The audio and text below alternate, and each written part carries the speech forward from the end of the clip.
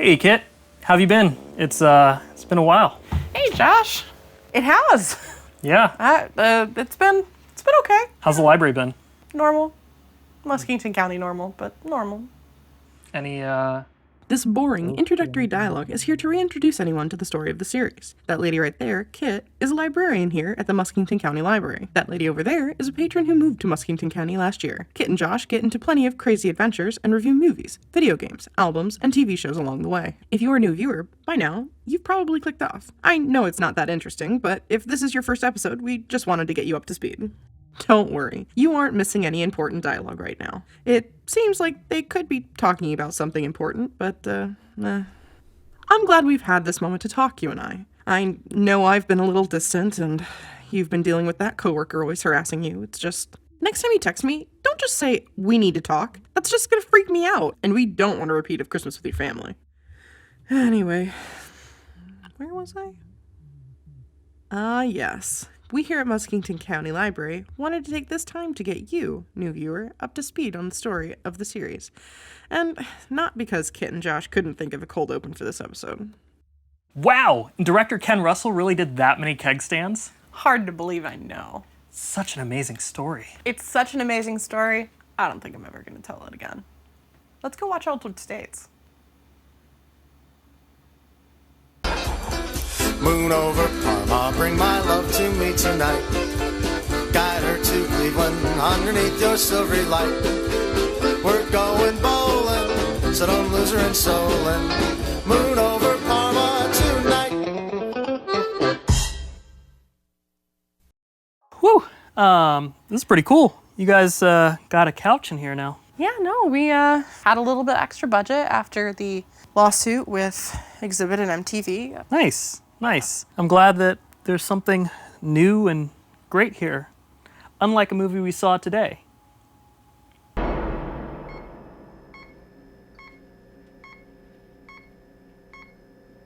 Altered States is a 1980 film directed by Ken Russell and produced by Warner Brothers.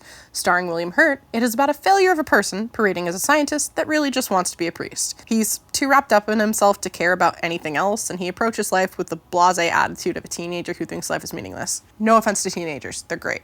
It's a slight on teenagers. William Hurt plays the main scientist guy. He is trying to find the face of God, but he doesn't believe in God. He's that dude from your English class who any school like sporting event or anything like that, he was like, wow, the primal nature of these people is, that's exactly who this guy is.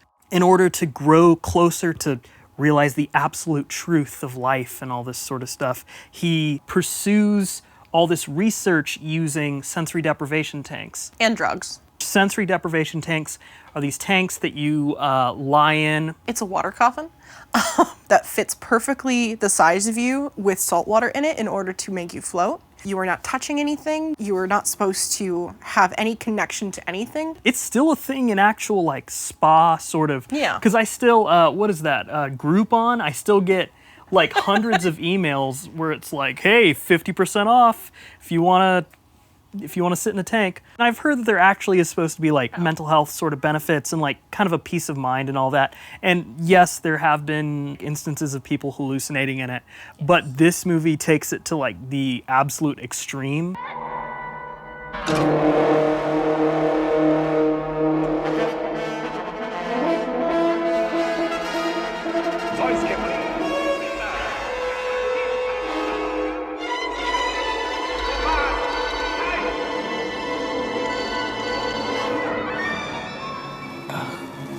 Okay.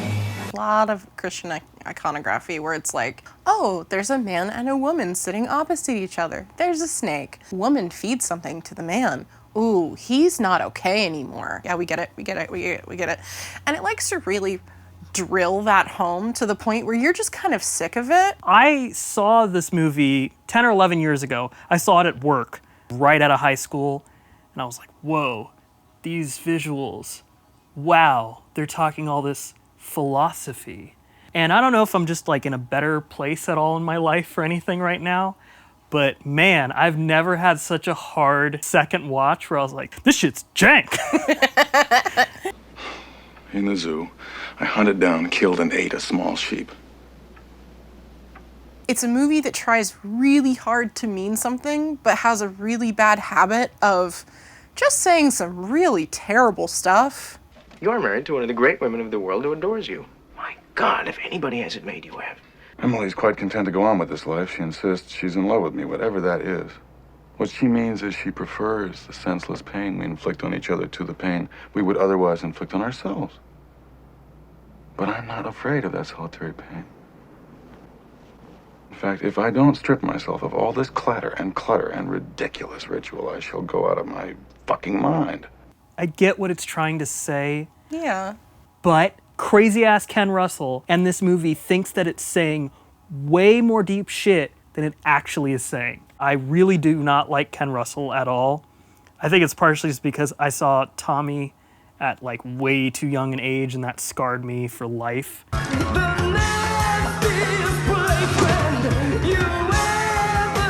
And yeah, Ken Russell is... He is a person.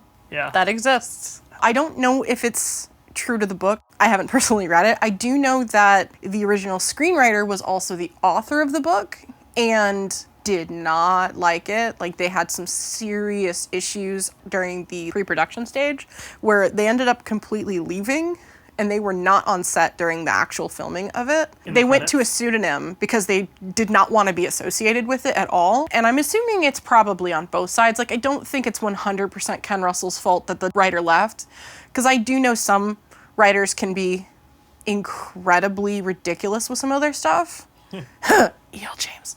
I think with this movie, it's very much like style over substance. Yes. You can see that there are really cool shots, great lighting in scenes, and a lot of the special effects is like really interesting. Especially for its time. Yeah, especially for its time. But I have a lot of trouble connecting with the movie because the main character is just not a good character. Very unlikable. He's incredibly unlikable. He consistently disregards the warnings and concerns of other people. He, like, sleeps with one of his students, which is very gross. I don't care if they're supposed to be adults. And he has a really bad habit of making everyone around him incredibly uncomfortable. I think that true self, that original self, that first self is a real, mensurate, quantifiable thing, tangible and incarnate. And I'm going to find the fucker.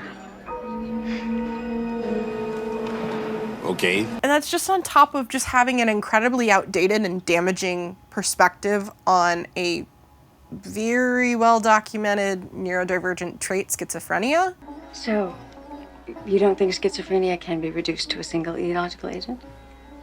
I'm not even sure it's a disease. Excuse me, bitch? Because I feel like the movie flip-flops between this person is ruining himself with search for knowledge. He's, rejecting real life. However, when all the stuff starts coming true, that totally kind of backfires on The message that it seems to be giving. Yes, exactly. I know one of the frictions that Ken Russell and the author was the tone, and funnily enough, the lighting. That was something that the author didn't like. He didn't like the lighting in certain scenes. That's one thing I actually do enjoy in this movie. From what I've read, the way that the screenplay and that the book is written, it takes the science incredibly seriously. In the movie is very wishy-washy. Sometimes you're like, That could theoretically make sense, but later on it'll contradict itself. Yeah. If this was Fast and the Furious 9, I think I would be like, whatever. I can check out. I can check out. Yeah. Family. But because it's taking itself so seriously, one big issue that I have with it, Will continue to have for the rest of my life. if I didn't have subtitles, I would not be able to understand anything. What sort of work? Toxic metabolite stuff for more or less replicating Heath's and Friedhoff strategies, trying to find maverick substances specific to schizophrenia. I think we're chasing our tails. His signs are all good. He'll probably sleep a day or two, come out of a little stupor. He's got a whopping load of drugs in him. It's not uncommon for a psychedelic experience like this to whack out for... What? As a matter of fact, Eduardo, my year in India was disappointing. No matter how you slice it, yoga is still a state-specific technology operating in the service of an a priori belief system. How much We scientists have a moral obligation to the public, as well as to our own research. Oh, Okay. So many people are mumbling, talking really low, or just like rambling on and on and on. So you just can't, they're not enunciating very well. We will put up a notice in the Student Union for Volunteers, something like that, and get 5 or 6 subjects, and go back to square one with them and step up the doses of the drug in a graduated fashion, with all the and check them petitions against steady against values. genetic Oh, engineering we and could even get protests a against grant, nuclear for power. Christ's sake! The big Give them moral some- science.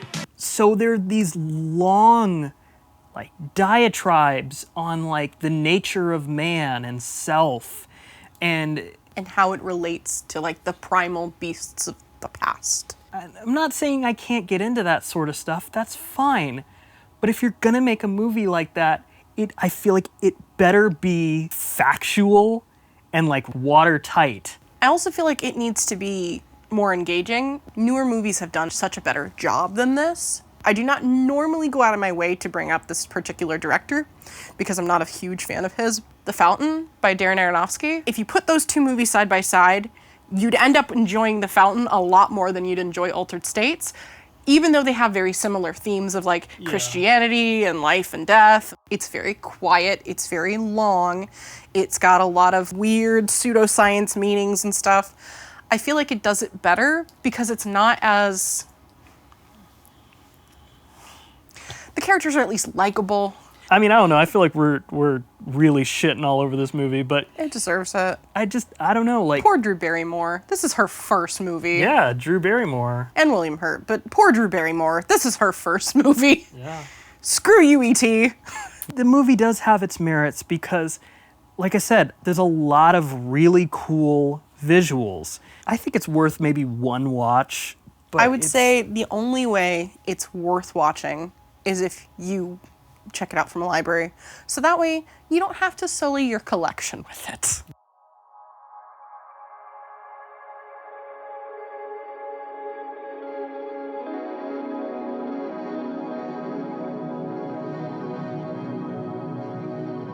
With all of this movie being so heady and is trying its best to be extremely philosophical, and all this pseudoscience, they're expecting you to just kind of go with it. At the end, you know what's the answer to everything?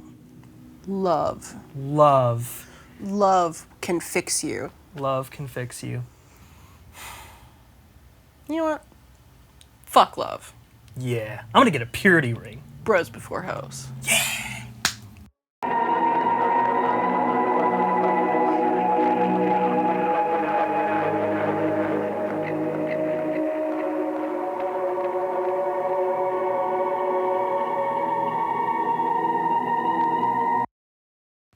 I mean, the idea's clever, and some of the imagery is really nice. The ending doesn't fit the tone of the movie, and it's super heavy-handed in spots, so it just doesn't sit well with me overall. Yeah. I don't think I'm ever really gonna watch it ever again. Me either. The idea of a sensory deprivation tank and going into it to become your most true self, I think is a really cool and kind of original idea. However, I just think the rest of the movie trips over itself. I've always been like interested actually in trying a sensory deprivation tank, but I don't know, I've always been too scared. You know we have a sensory deprivation tank in the library, right? Wait, what? Yeah, it's always been there, like forever. Do you want to go check it out? Yeah, sure. How did I never notice that before? Oh, want to try it out? I don't know. I've always been nervous. Is it safe? Sure. I mean, I haven't tried it, but I've heard it's supposed to help with stress relief and lack of sleep. It's supposed to relax you. Hey, I never sleep. I'm gonna go for it. I mean, I wasn't, whatever. Wait, you gotta pay me first. Done. What next? Never mind. You know what? I'll figure it out. Okay, just let me know if,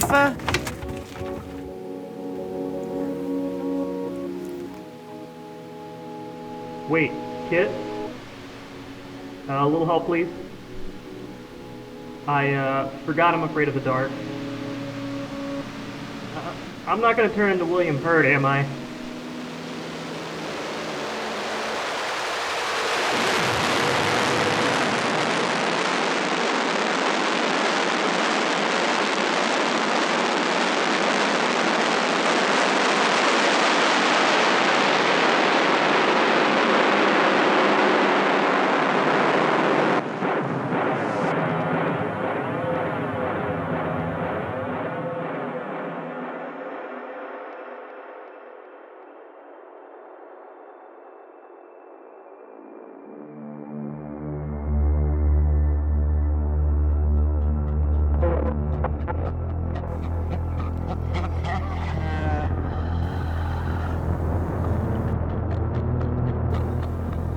fuck am I?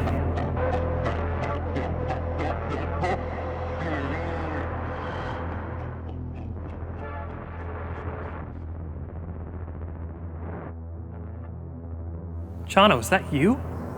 Chano. I don't know any Chano. I'm recording artist Leiden.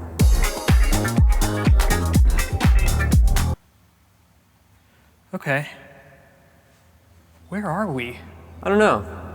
Just been spending time making ambient music. Oh yeah, I have your album. It's on Windham Hill Records. Yeah. I also make house music that's pretty groovy. My new album, Groove.fm, is coming out in July 2021, this year. Awesome. I can't wait to listen to it. Aw, shoot. I wish there was a place where I could find all your music. Maybe get some t-shirts or some physical merchandise. Well, Josh, if you log on to the information superhighway, you can find my entire discography, as well as some cool web art and some sweet flash games at this URL. Wowzers! That sounds like a deal. Yeah. So I've just been sitting here thinking about my favorite albums and all the classics. So what's some of your favorite recent records? Well, I really enjoyed SOPHIE's album, Oil of Every Pearl's Uninsides. Hey, me too. Hello, viewers. Today we are talking about SOPHIE's Oil of Every Pearl's Uninsides, one of my favorite albums and Josh's favorite albums of 2018. Thoughts? Yep.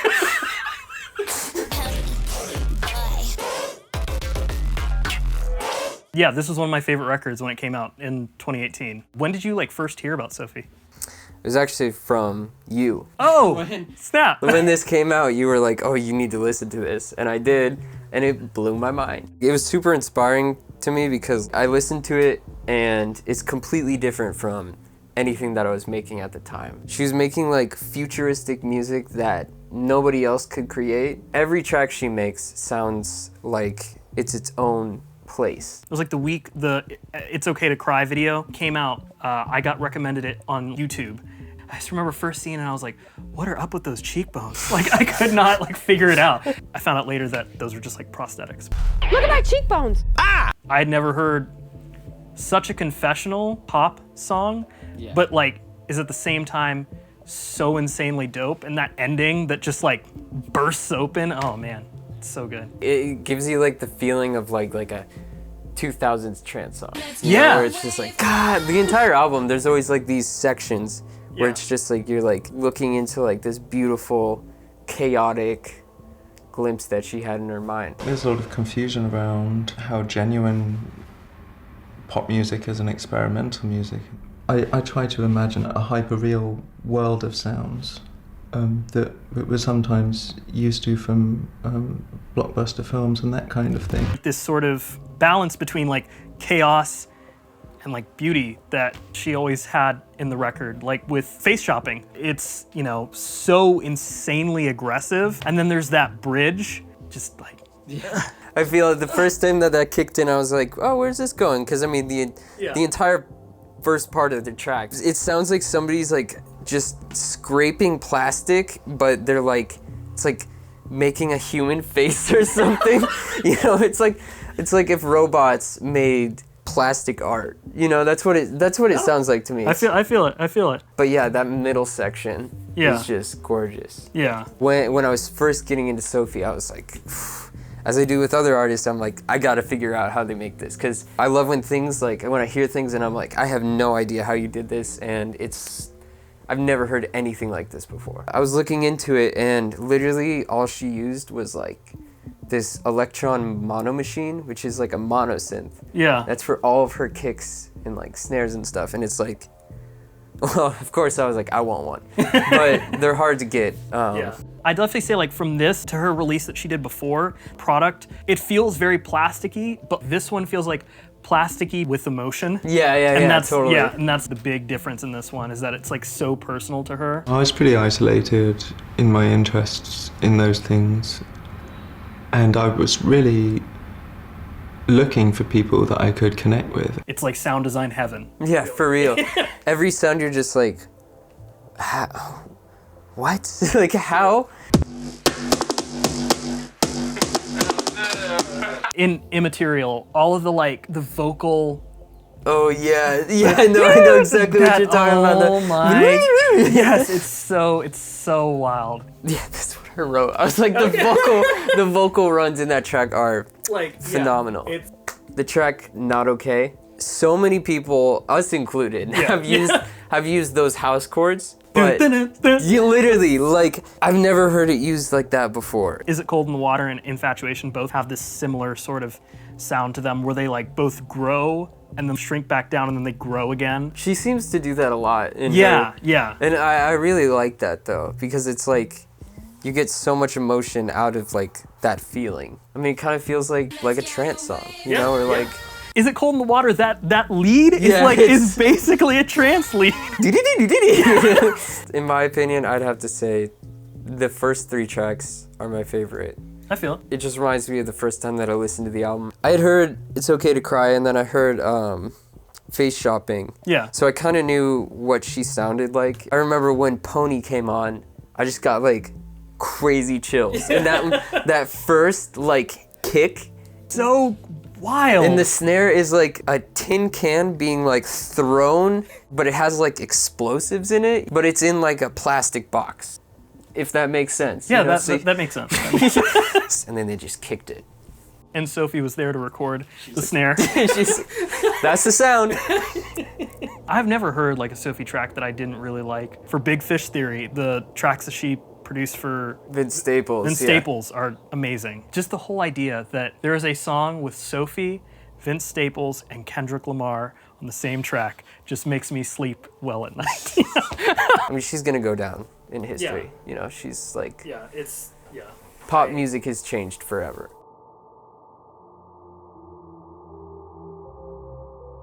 Am I fading away? Oh, me too. Maybe it's because this place never felt like home. Will I ever see you again recording Artist Leiden? I don't know. Maybe in season 3.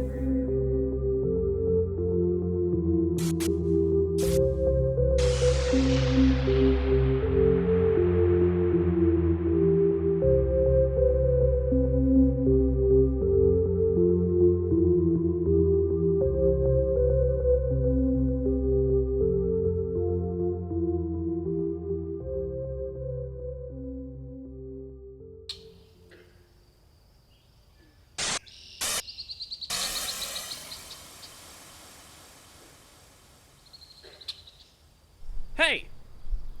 Get off my lawn!